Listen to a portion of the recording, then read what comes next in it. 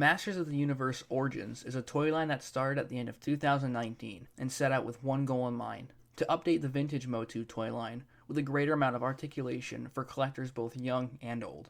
The line has been an absolutely resounding success, both financially and in terms of figure quality. But this success has left the line with an issue. With wave upon wave of characters getting redone, it has slowly become apparent to both Mattel and collectors that the line has produced the majority of big-name characters, along with several B and C tier characters, with even some Z-listers that have kept fans on their feet. The solution? To look outside of the original 80s toy line for character choices. Which brings us to Motu Origins Skeletor. Specifically, the Wave 9 version, that spices the line up quite a bit, as he and the He-Man featured in this wave both take inspiration not from the vintage toy line, nor the Filmation cartoon, but the 2002 He-Man show, better known as 2000X by the fans. Though calling this the Mike Young Skeletor isn't completely accurate either, as this figure truly draws its inspiration from the Four Horsemen toy line that went along with the 2000X show. This can be seen in some noticeable differences between the animation model and the toy, with the Origins figure clearly taking more inspiration from the toy than the cartoon, in aspects like the skull paint and the boots. But that's just all background information. You don't need to know any of that to appreciate how cool this guy looks, and how he shows off the subtle brilliance of the Motu Origins line as a whole. That's because this Skeletor is mostly reused parts from other figures. The only new parts on him are the lower legs, the waist skirt, the sword, and the head. Everything else is reused from older figures, but in a way that it still makes this Skeletor feel unique. Take the chest harness for example, and for this I'll be comparing him with the Rise of Evil 2-pack Skeletor. They both wear the same harness as the Wave 1 Skeletor, but both are painted to highlight different parts of the harness. The Rise of Evil Skeletor has a magenta circle in the middle, and has highlighted the chest bat in green, while the 2000X Skeletor has a red circle to match the rest of the figure, and paints the shoulders black. It's these subtle details that really set these figures apart. I'd also like to take a moment to highlight the head on this figure, as I feel there's definitely a conversation to be had about it.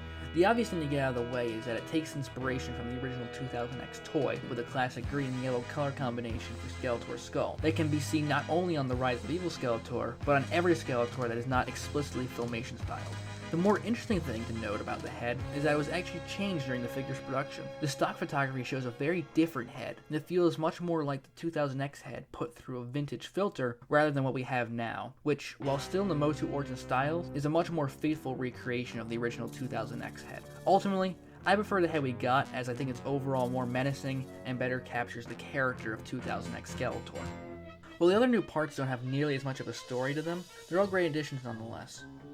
The loincloth and shins are modeled after the 2000X toy, and really sell the more detailed look of the figure in comparison to the stock Skeletor. Comparing these two further, it really surprised me how much duller the skin tone was on the 2000X Skeletor. Just another thing that sets the two apart.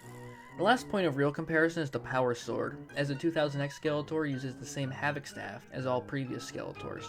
The 2000X sword is lovingly recreated in the Motu Origin styles, and while I wish it did split in half like the original show and toy did, I still think it works for what it is. Fun fact, this was the original concept for the 2000X Power Sword in the Four Horsemen's initial pitch for the cartoon. The design ended up carrying over, but ended up just becoming Skeletor's standard swords instead of the Power Sword itself. One aspect of previous Motu lines that Motu Origins borrows heavily from is the customization of the figures, mainly due to how easy it is to swap the parts. It's even advertised on the figures themselves. For example, if you're a big fan of the Mike Young cartoon, you'll know that for a good portion of the show, Skeletor wears a cape. Well, if you own the Rise of Evil Skeletor like I do here, you can give him that figure's cape and have a much more animation accurate Skeletor. I'd love to show you the Keldor head, but I unfortunately sold it a while back. 2000X Skeletor has the same basic articulation setup as all of the standard Motu figures, which, while not on the same level of articulation as, say, a DC Multiverse or a Marvel Legends figure, it also doesn't need to be, and despite that, they're still just as capable of striking dynamic and interesting poses as the other two. As a whole, 2000X Skeletor is an absolute home run for a toy line that's batting 1,000, beautifully homogeneing the original 2000X figure, while also doing its own thing, all while maintaining this toy line's standard of excellence. Aviator Danz, signing off.